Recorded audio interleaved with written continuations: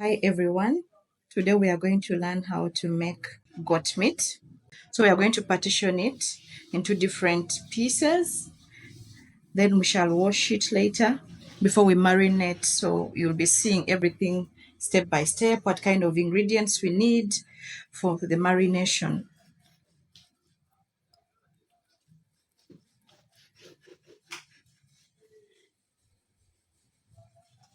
So now we have finished to cut our meat into pieces. We are now going to wash them. And then after washing, we shall marinate. So I'm going to use this simple bowl with my clean water to thoroughly wash the meat. So after washing, then we shall blend our ingredients to make the marinade. After washing, I'll use this tray, put my meat inside in preparation for the marination process. So I've finished to wash my meat twice to ensure that it's all clean. Now these are my ingredients for making the marinade. You need at least the size of ginger. You don't need very big because it will end up being very bitter in your meat. And then I'm going to use one onion, red onion, at least 4 to 5 garlic cloves. Yeah, so you at least chop them medium size before you place them in your blender. So I'll just chop them.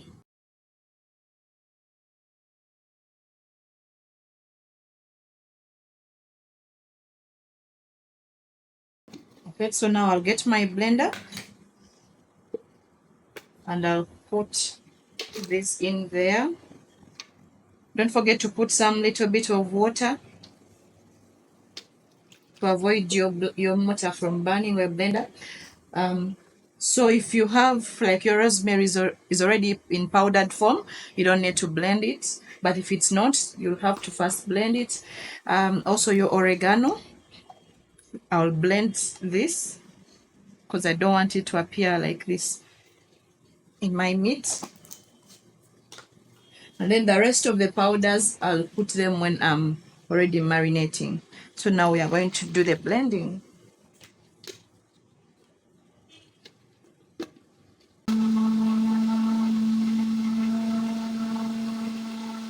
So we are done with blending. It's better if you blend them so well. Yeah. A more powerful blender is recommended here that can help you blend each and everything into a smooth paste. But if not possible, also that can work. Now I'm going to add some paprika.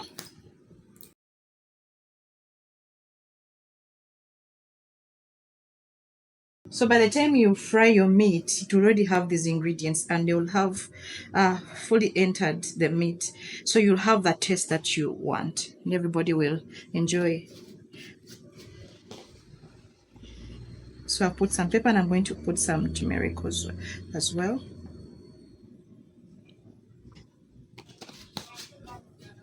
I like also having this curry.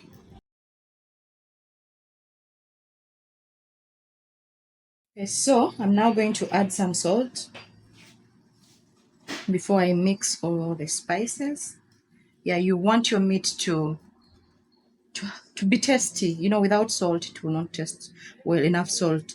But be very careful if you're going to marinate your meat for only a short time, then you can put in more salt. But if you're going to marinate it for a longer time, like one day, then you'll have to put little salt because the meat has enough time to absorb in all the salt. So you be careful with that. So now we are mixing it well. Make sure you mix it. Yeah. So for me, I will leave my meat marinated for a full day before cooking it.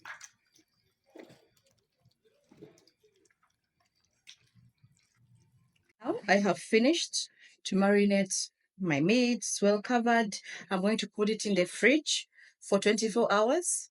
But if you want to keep it for a shorter time, I recommend 2 hours for a better taste. So you will see the next steps tomorrow. So hi guys, now it's after 24 hours. We're going to boil our meat first. I'm going to use a pressure cooker.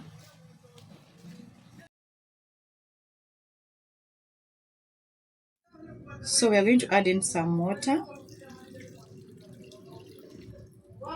to properly boil it, but also to make for us stock that we shall use for our soup.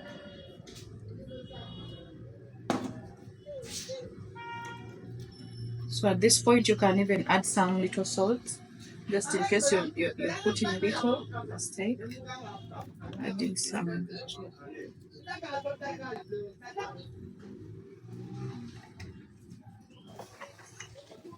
And then I'm going to cook.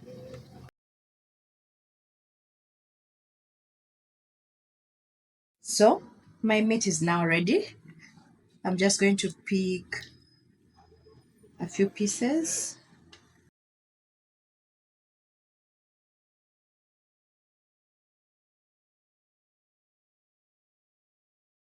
Okay, so now we are going to start frying in a heated pan.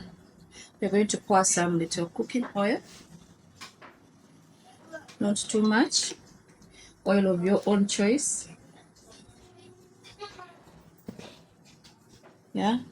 Then now we are going to put in our blended mixture of tomatoes, onions, and garlic.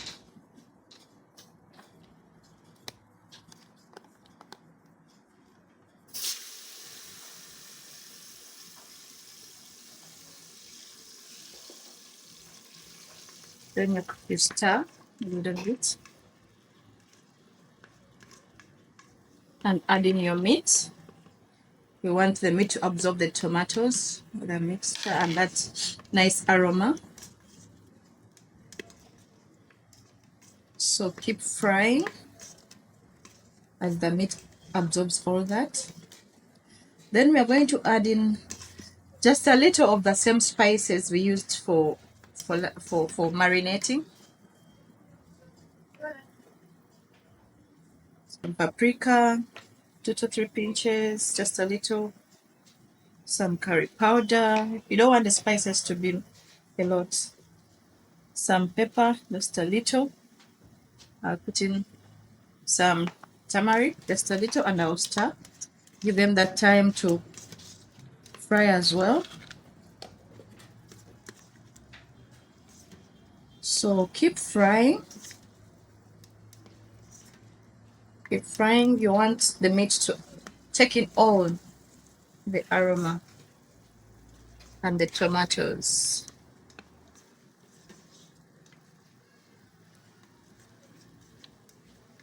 So keep stirring, keep stirring. I'm also going to add in some soy sauce.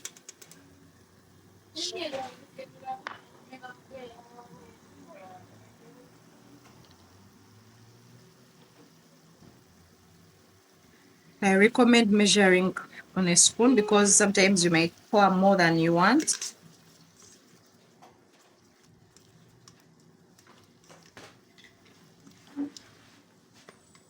Just going to add in some more. Yeah.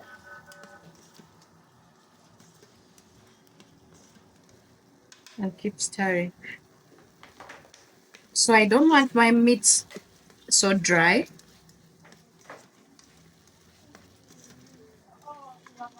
Then I'm going to put some little bit of choma sauce. 1 to 2 drops of choma sauce.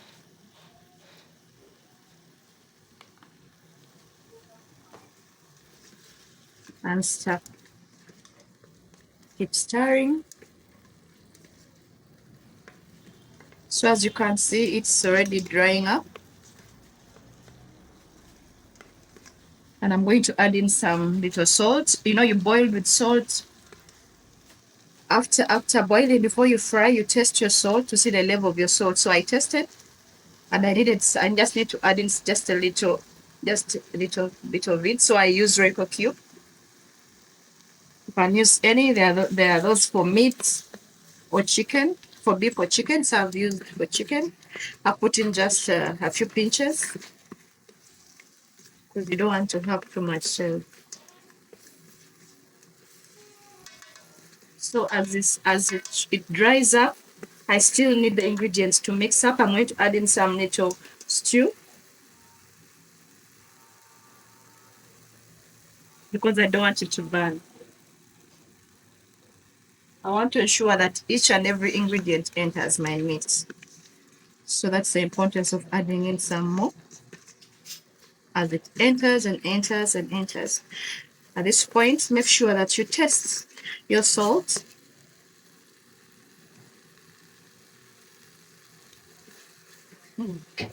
Yeah, enough. Now I'm going to add in some brown sugar. You can also use honey. Just a little bit of brown sugar. You don't want it too sweet again. I'm going to add some little stew. I want it to melt uniformly, and then I mix the meat. Okay. So let's mix our meat.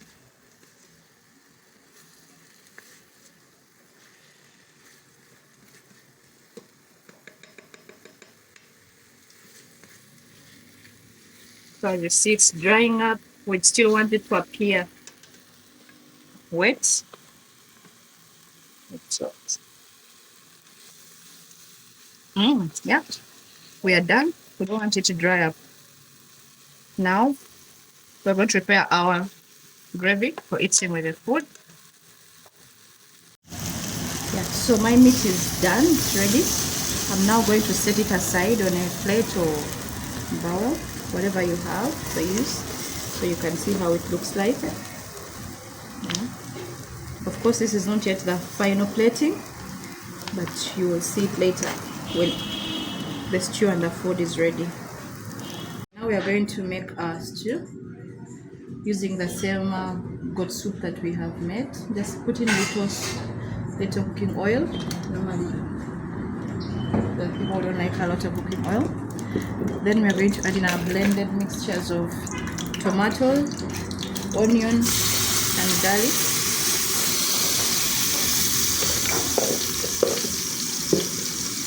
And fry.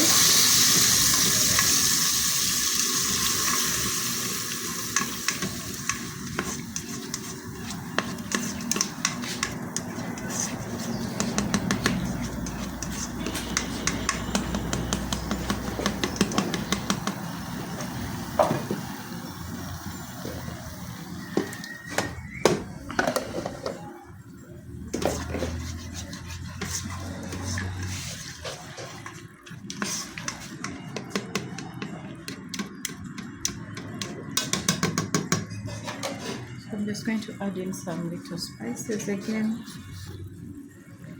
Remember, you don't want to over add, like you don't want to overdo it. So you have to know how to balance the spices.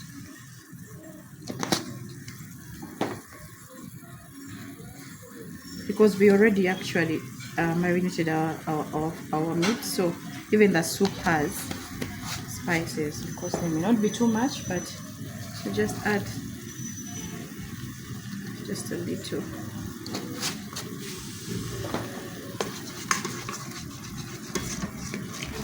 Keep frying.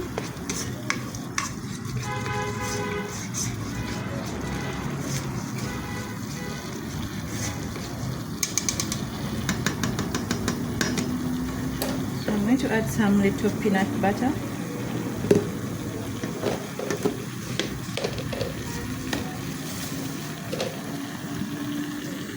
To give it a taste.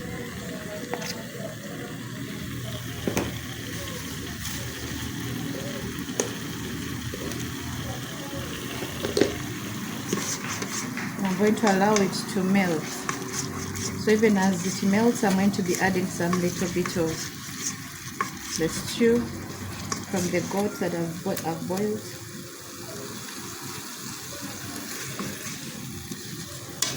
Until it completely melts.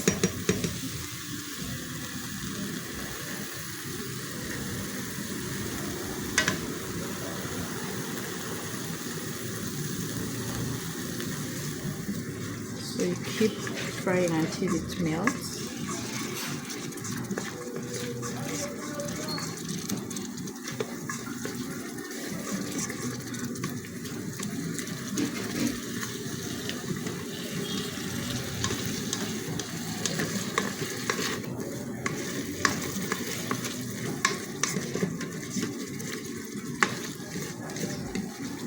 So it has now melted, almost melted. I'm going to add in some little stew again.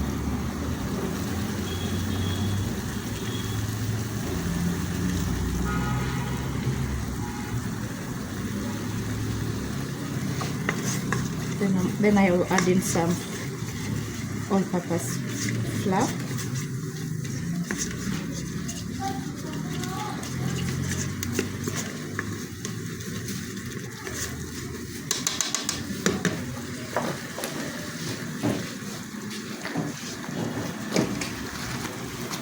Also, you don't want to put in too much. As you saw, I'm just making food for one person.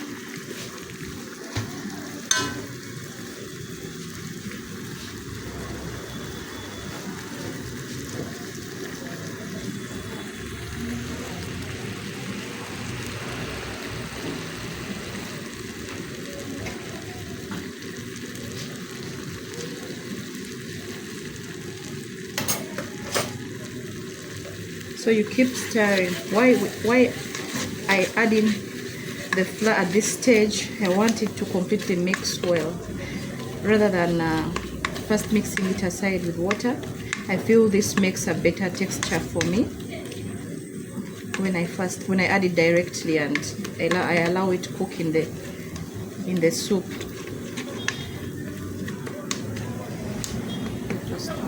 Yeah. So you keep adding your stew from the goat as you keep stirring until you have that consistent gravy that you need. As it also gets ready and thickens. Yeah. So we are going to keep adding as it gets ready and thickens. Trust me, you will like the taste at the end.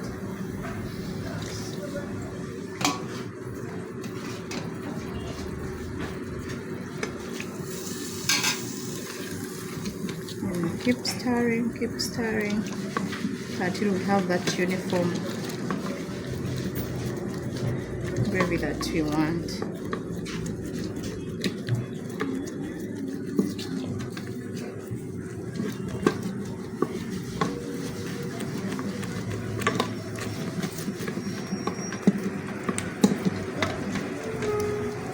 What you don't want to see are particles of the flour.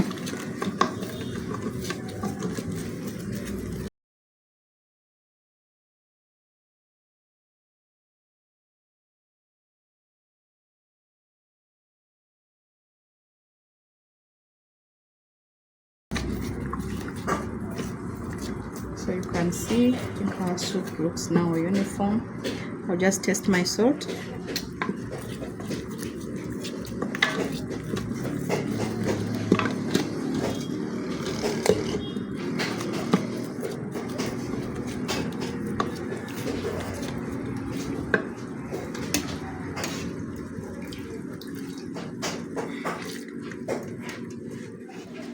So it's up to you, depending on how much sauce you need. Like I told you, I'm just preparing for one person. So my soup is ready for serving. I'm now going to set it aside in a bowl.